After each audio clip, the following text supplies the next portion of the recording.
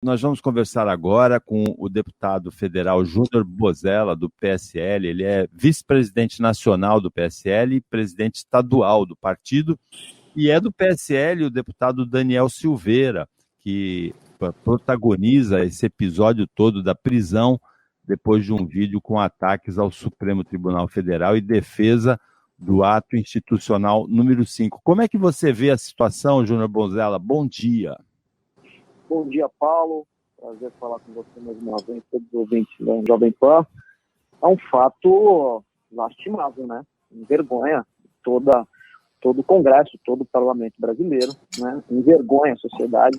Me fez lembrar do caso daquele promotor aí de Santos, que fez toda aquela chincana, aquela avacalhação, que deu carteirada.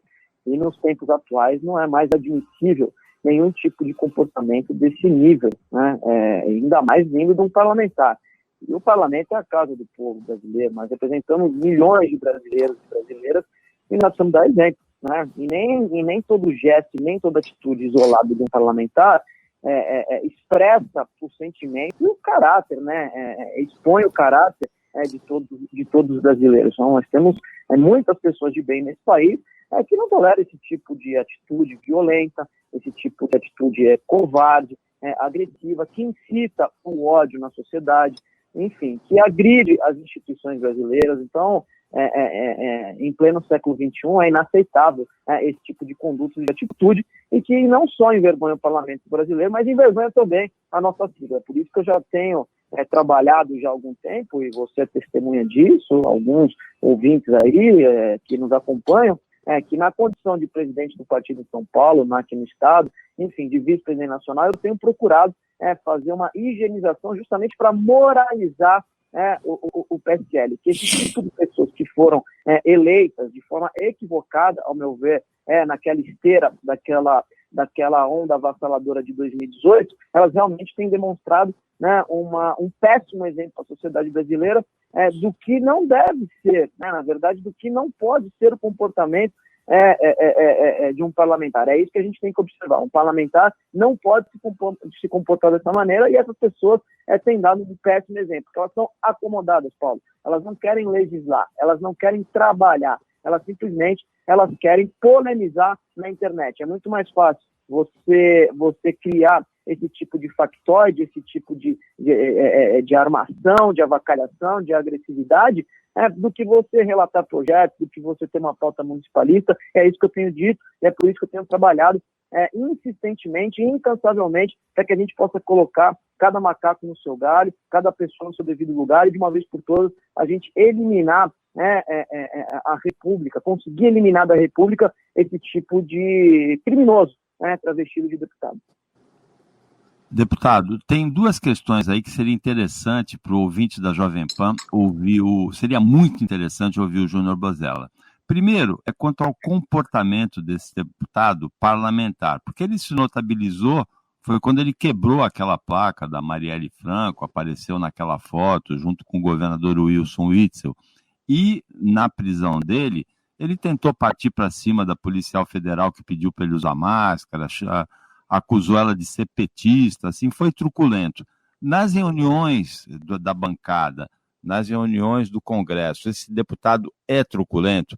E a segunda questão, como é que a maioria dos deputados vai se comportar? Como é que vê quanto à legalidade da prisão?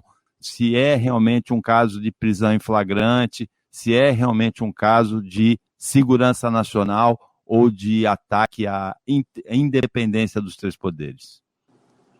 Olha, Paulo, eu vinha conversando aqui, explicando justamente esse comportamento que é totalmente reprovável no ponto de vista político e social. Qual que é o limite da liberdade de expressão?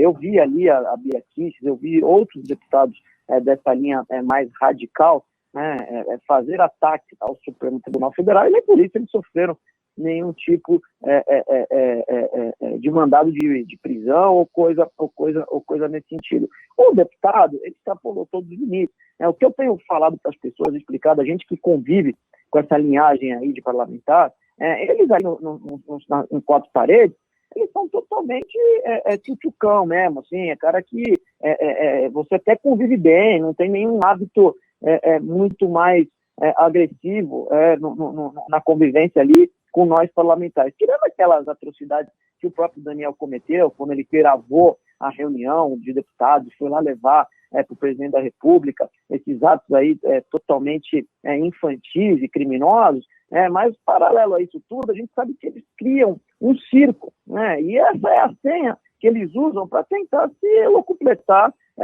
de uma sociedade desavisada, às vezes mal informada, de pessoas que às vezes acham que tudo que eles estão fazendo tem alguma veracidade, mas quando no fundo é apenas para poder criar uma impressão de que você é um lacrador, de que você fala para um público mais radical para você garimpar votos para a eleição. O Daniel foi eleito com 30 mil votos lá no Rio de Janeiro, né? Ele está buscando a qualquer custo um caminho para a sua reeleição, né? E eu acho que ele fez ele tomou uma atitude muito bem calculada, né? Porque os deputados bolsonaristas, eles andam muito revoltados, porque o Centrão é a cereja do bolo, o Centrão é a bola da vez, o Centrão que é contemplado com os cargos, o Centrão que é contemplado com as emendas extras. É importante deixar isso claro para o ouvinte, porque eles estão revoltados e já estão se sentindo traídos pelo próprio presidente da República. Você vê que o silêncio do presidente da República nos chamou a atenção no dia de ontem, né? Ele simplesmente não se moveu. Eu achei que ele ia dar um outro grito daquele lá, Paulo. Acabou, porra! Né? Ia falar, e agora? Mas não, ele se resguardou e deixou o cara lá falando sozinho. Até o Bolsonaro já abriu mão do bolsonarismo, para você ver como as coisas mudaram nesse país e estão mudando. Então, esses deputados, a tendência é justamente eles morrerem na praia, porque esse tipo de atitude o povo brasileiro não aceita mais. Em 2020, as urnas já deram um recado muito substancial com relação a esse tipo de comportamento. E agora, nós não podemos, né, o parlamento brasileiro, entrando na questão legal da prisão, eu não tenho dúvida que o deputado ele infringiu a Lei de Segurança Nacional no seu artigo 12, no seu artigo 13, no seu artigo 22, no seu artigo 23. Né? Ele desrespeitou todos os limites permitidos com relação ao respeito às instituições. Isso é uma afronta à democracia. Nós precisamos ter uma reação contundente. O parlamento não pode passar a mão na cabeça de deputado que infringe lei, de deputado que comete crime, né? Principalmente ferindo a Lei de Segurança Nacional. Então, que respostas nós vamos dar para a sociedade? É isso que nós vamos ensinar para os nossos filhos? É esses exemplos que o parlamento brasileiro vai dar para as famílias brasileiras, para a família dos brasileiros. Então nós não podemos achar que isso é normal, porque senão vai ser dada a largada aí ao vale tudo no Brasil. E as pessoas vão passar a achar que essa é a senha para incitar o ódio, para transformar a sociedade numa verdadeira selvageria. Então acho que a gente precisa dar uma resposta contundente nesse sentido. Eu espero que o colegiado e o STF deixou isso muito claro, né, com relação à decisão do ministro Alexandre de Moraes, que o parlamento ele é soberano, né, e há uma decisão do parlamento a ser tomada com relação a essa atitude criminosa que o deputado teve. Para terminar, nós estamos conversando aqui no Jornal da Manhã Litoral Paulista com o deputado federal Júnior Bozella, que é presidente estadual do PSL e é vice-presidente nacional do partido. Para terminar, a bola de cristal do Júnior Bozella. Hoje tem uma audiência de custódia e a prisão do deputado pode ser relaxada em troca de outras medidas, como tornozeleira, manter distância do Supremo Tribunal Federal, evitar manifestações nas redes sociais e tal. Pode haver isso. Se não houver esse relaxamento, a Câmara deve votar hoje se mantém ou não a prisão do deputado. E o PSL pode votar a expulsão do deputado. Rapidamente, deputado, quais seriam qual é a previsão do Júnior Bozella para essas três coisas? Audiência de custódia, votação na Câmara e votação no PSL quanto à conduta do deputado. Ele colocou as instituições brasileiras numa sinuca de bico, como eu te disse, numa ação muito bem calculada.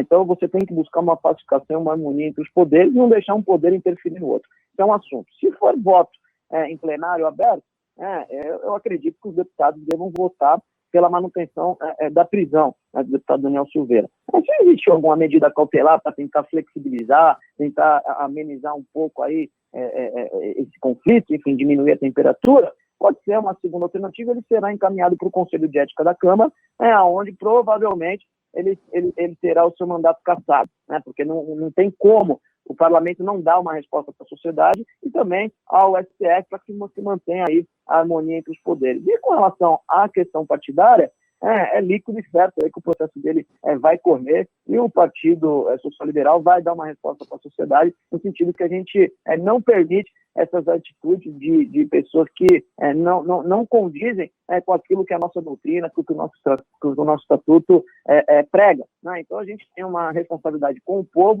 com a democracia, com as pessoas de bem desse país. É por isso que a gente tem dado respostas de maneira consecutiva no sentido de punir deputados infratores, seja os deputados estaduais, que a gente já expulsou do partido, ou seja, esses deputados federais que vêm aí de forma insistente tentando romper o limite aí da ordem do nosso país. Então, com certeza, o PSL vai fazer a sua missão e espero, vai cumprir com a sua obrigação, vai cumprir com a sua missão e espero que o parlamento brasileiro também possa caminhar nessa mesma direção. E dar uma resposta consistente para a sociedade brasileira. Punir esse deputado, que para mim não tem nada de deputado e sim é um infrator. O deputado pode esperar 1 minuto na linha durante o intervalo comercial para a gente encerrar a entrevista depois do intervalo com uma pergunta do comentarista Nicolau Obeid? Pode pôr, São Paulo. 7 horas e 44 minutos. Para a gente encerrar a entrevista, uma pergunta do comentarista Nicolau Obeid. Bom dia, deputado Bozella. Nicolau Obeid está falando. Prazer falar com você. Você não acha que a Câmara, com o corporativismo que existe, se votar pela cassação do deputado, né, porque o ministro Marco Aurélio já falou que não quer acordo com a Câmara, que eles vão decidir por eles mesmos. Você não acha que periga a Câmara, vai correr o risco de outros casos virem a acontecer com expressões de deputados que possam agredir aí os ministros do STF? Você não acha que isso pode vir a ocorrer um risco de perder praticamente a imunidade, né, o direito de expressão?